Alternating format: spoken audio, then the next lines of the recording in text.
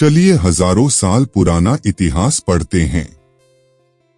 सम्राट शांतनु ने विवाह किया एक मछुआरे की पुत्री सत्यवती से। उनका बेटा ही राजा बने, इसलिए भीष्म ने विवाह न करके आजीवन संतानहीन रहने की भीष्म प्रतिज्ञा की।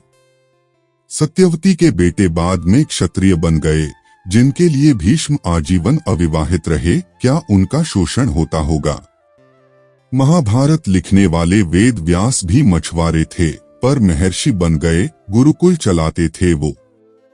विदुर, जिन्हें महापंडित कहा जाता है, वो एक दासी के पुत्र थे। हस्तिनापुर के महामंत्री बने। उनकी लिखी हुई विदुर नीति राजनीति का एक महाग्रंथ है। भीम ने वनवासी हिडिंबा से विवाह किया। श्री कृष्ण दूध का व्यवसाय करने वालों के परिवार से थे। उनके भाई बलराम खेती करते थे, हमेशा हल साथ रखते थे।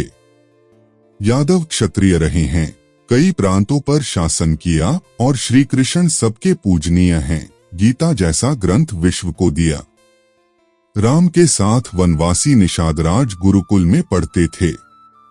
उनके पुत्र लवकुश महर्षि वाल्मीकि के गुरुकुल में पढ़े, जो वनवासी थे। तो ये हो गई वैदिक काल की बात। स्पष्ट है, कोई किसी का शोषण नहीं करता था, सबको शिक्षा का अधिकार था। कोई भी पद तक पहुंच सकता था अपनी योग्यता के अनुसार। वर्ण सिर्फ काम के आधार पर थे, वो बदले जा सकते थे। जिसको आज इकोनॉमिक्स में डिवीजन ऑफ लेबर कहते हैं, वो ही।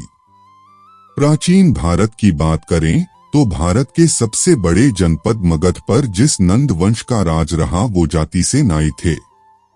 नंद वंश की शुरुआत महापद्मनंद ने की थी, जो कि राजा नाई थे।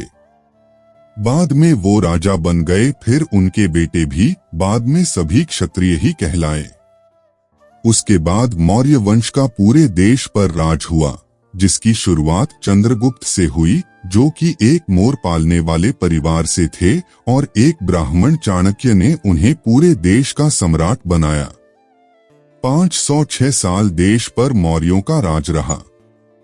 फिर गुप्त वंश का राज हुआ, जो कि घोड़े का अस्तबल चलाते थे और घोड़ों का व्यापार करते थे। 140 साल देश पर गुप्ताओं का राज रहा।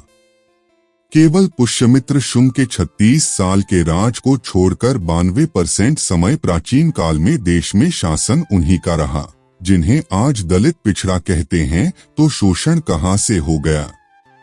यहाँ भी कोई शोषण वाली बात नहीं है।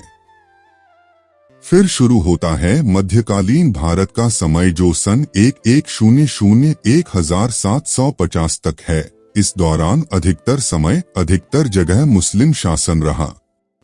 अंत में मराठों का उदय हुआ। बाजीराव पेशवा, जो कि ब्राह्मण थे, ने गाय चराने वाले गायकवाड़ को गुजरात का राजा बनाया। चरवाहा जाति के होलकर को मालवा का राजा बनाया। अहिल्याबाई होलकर खुद बहुत बड़ी शिवभक्त थी। ढेरों मंदिर गुरुकुल उन्होंने बनवाए। मीराबाई, जो कि राजपूत थी, उनके गुरु एक चर्मकार रविदास थे और रविदास के गुरु ब्राह्मण रामानंद थे। यहाँ भी शोषण वाली बात कहीं नहीं है। मुगल काल से देश में गंदगी शुरू हो गई और यहाँ से पर्दा प्रथा, गुलाम प्रथा, बाल विवाह जैसी चीजें शुरू होती हैं। 1800-1947 तक अंग्रेजों के शासन रहा और यहीं से जातिवाद शुरू हुआ, जो उन्होंने फूट डालो और राज करो की नीति के तहत किया। अंग्रेज अधिकारी निकोलस डार्क की किताब कास्ट ऑफ माइंड में मिल जाएगा कि कैसे अंग्रेजों ने जातिवाद, छुआछूत को बढ़ाया और कैसे स्वार्थी भारतीय नेताओं ने अपने स्वार्थ में इसका राजनीतिकरण किया।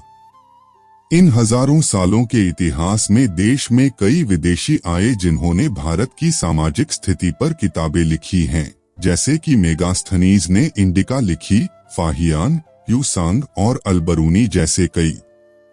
किसी ने भी नहीं लिखा कि यहाँ किसी का शोषण होता था।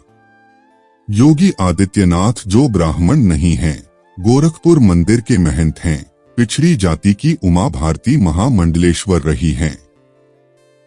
जन्म आधारित जातीय व्यवस्था हिंदुओं को कमजोर करने के लिए लाई गई थी। इसलिए भारतीय होने पर गर्व करें और घृणा, द्वेष और भेदभाव के षड्यंत्रों से खुद भी बचें और औरों को भी बचाएं।